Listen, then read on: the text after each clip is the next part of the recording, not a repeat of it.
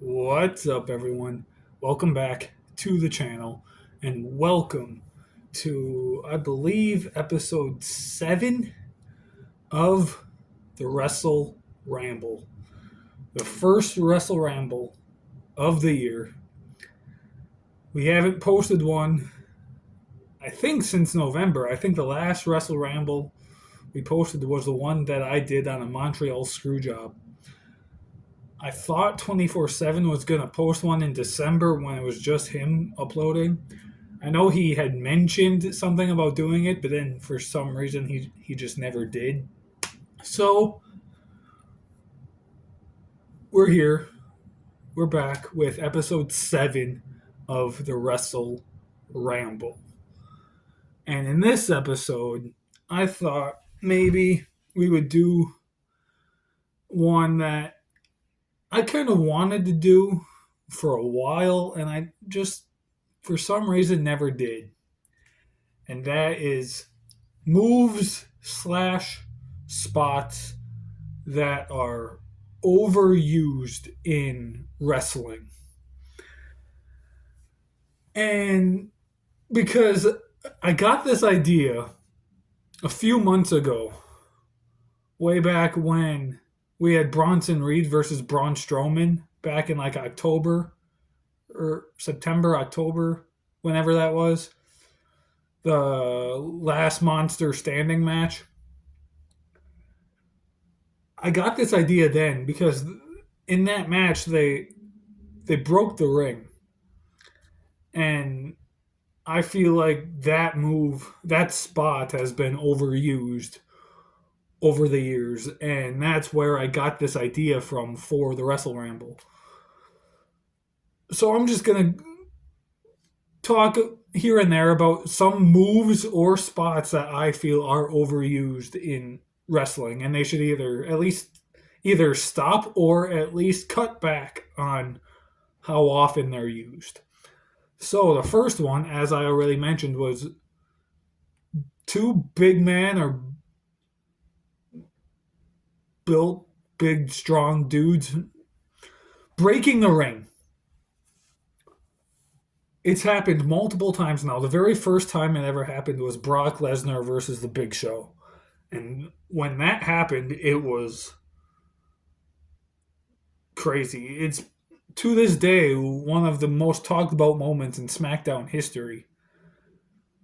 And then it had went like 8 or 9 years before it happened again with Big Show and Mark Henry.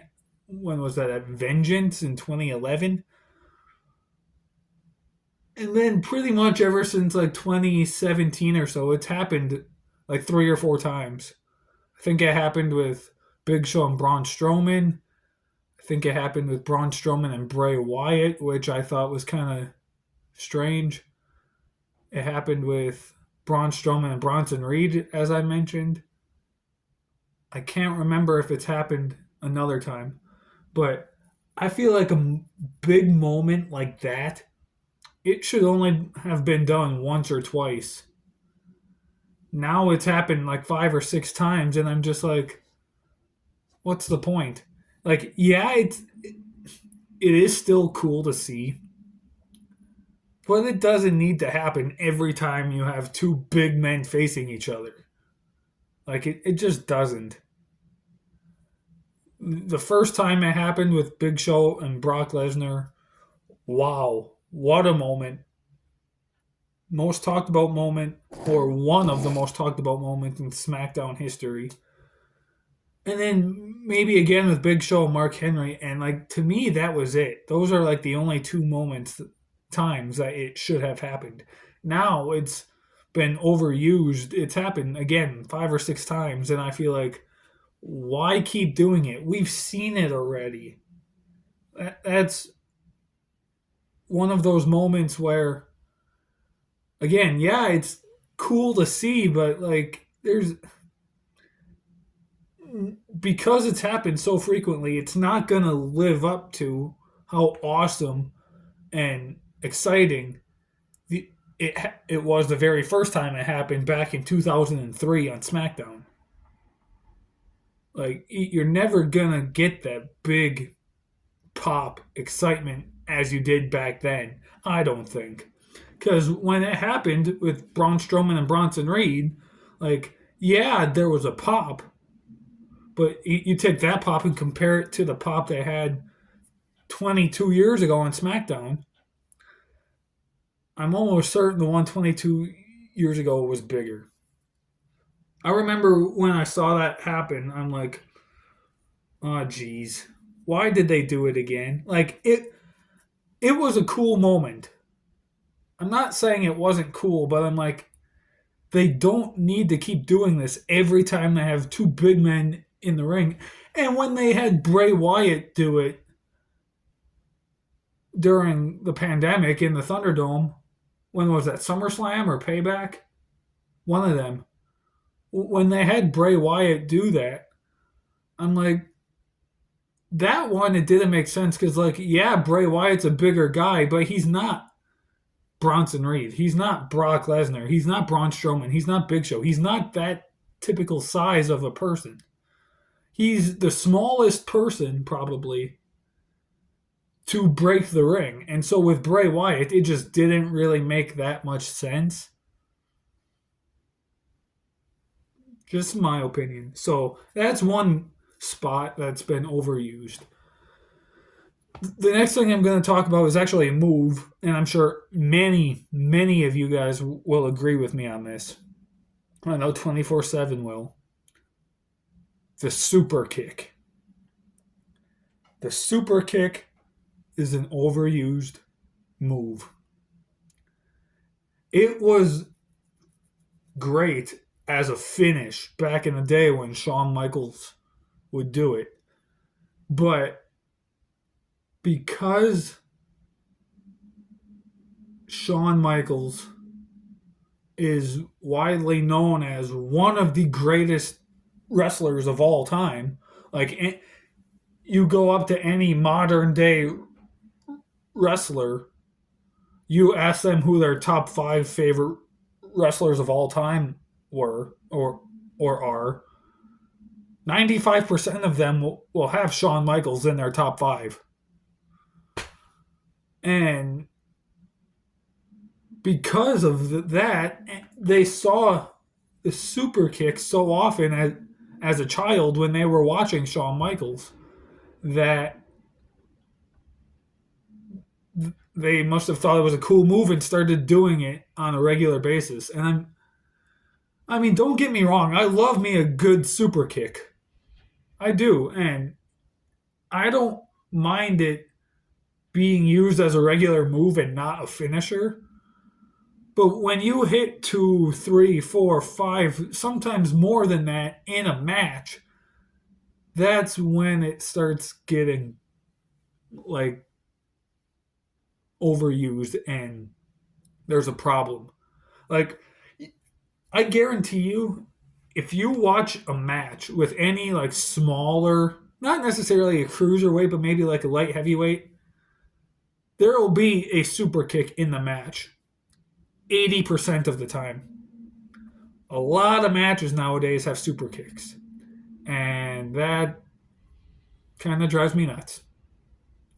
So, again, I like super kicks. I just don't like how often they're being used.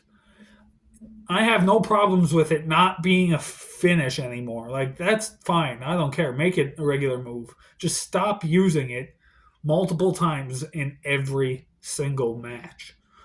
Go 3, 4 matches without using it. Make it something special, something that we don't need to see all the time. That's just my take. And then there's one more thing I thought about. And I remember, I think it was during the Raw on Netflix debut. I texted 24/7 and I told him this.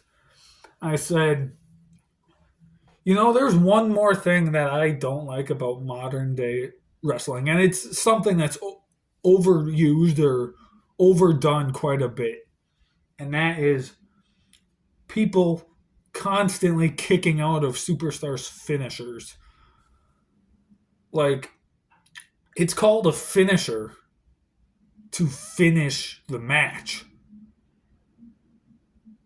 And almost every match nowadays, at least on big shows and pay per views and all that stuff, there's at least a match where someone kicks out of a finish. Maybe more matches, but it it's happening way too often. And I forget who said it, but I saw an interview with someone that said that the wrestlers nowadays saw the pop that it got way, way back in the day when people would kick out of finishers. That now, because of that pop, they think, oh, if someone kicks out of my finish, I'm going to get that pop. And they want that pop in every match. So in every match, they make someone kick out of their finish. And I'm like, no, I'm I'm no wrestler. I never got professionally trained. The stuff we did for ABW, just a couple of idiots having some fun, trying to have fun. We've never been professionally trained. But I know that there's other ways you can get a pop from the crowd than just having someone constantly kick out of your finish. What's the point of calling it a finisher if it's not going to finish the match and they're going to kick out of it? I'll admit, I was never the biggest Baron Corbin fan, as are I'm sure a lot of you guys. But the one thing that I loved and I respected about him is that he protected the end of days. Up until Drew McIntyre at WrestleMania 38, no one had ever kicked out of the end of days before. Drew McIntyre was the first person to do it, and I think maybe the only person, because I don't think it's happened since. Maybe it did, and I just don't recall it happening. But as far as I know, it never happened. And that's what should be the case with finishers. Should be something people kick out of here and there for very rare and special moments. Not every single match, someone kicking out of 2, 3, 4 finishers. No, it's called a finisher to finish the match. And if you want people to kick out of your finish, then do like what Undertaker did. Have like 2 or 3 different finishers. Like Undertaker has said, like in interviews and podcasts and stuff, like the tombstone was his primary finish, and it was rare that he let people kick out of a tombstone. But he had the last ride. He had the choke slam that he also at one point used as a finish and won matches with. He was totally okay with people kicking out of those finishes because he didn't really, after a while, didn't really use them as a finish anymore. It was when he had gone back to the Dead Man character in 2004, he had went back to using the tombstone as a permanent finish. And so since then, if someone kicked out of his last ride, he was okay with it. And that's kind of what should happen here if you want people to kick out of your finish. Have 2, 3, 4, okay, maybe not 4, that's too many, but have multiple finishers. AJ Styles is a great example. He's got the phenomenal forearm and the Styles Clash. You see, he very rarely hits the Styles Clash. And when he does, people don't kick out of it too often because it's meaningful. That's what a finish is supposed to be. More people kick out of the forearm than they do the Styles Clash. And that's how this should go. That's the point of a finish. To have it happen very, very rarely. But that's about it. Those are the 3 things I wanted to talk about. Comment down below. Give me your ideas. What do you think are spots or moves that are overused? I'm sure there's more, but I didn't want to make this video super, super long. We're already at almost 15 minutes. So, yeah, let me know what you guys think are overused moves or spots. there's probably enough to where we could do a part two of this. A part two WrestleRamble on more overused spots or moves. So, yeah. Let me know, let 24/7 know what, if you would like to see a part two, let us know what other Wrestle Rambles you want to see. I love doing these. I know I've primarily done most of them. I think 24/7's only done like two of them, which we should get him to do more because the two that he's done were great and I love seeing them. So I'm going to try convincing him to do more and not just primarily me. But yeah, guys, that's about it for this video. Thank you so much for watching. 24/7 will be posting a Royal Rumble review sometime this week if he hasn't already. Next week, I'll be doing the 2015 Royal Rumble, so stay tuned for that. Again, Road to WrestleMania is here, and I'm excited. Thank you so much for watching. Stay tuned for more. See you next time.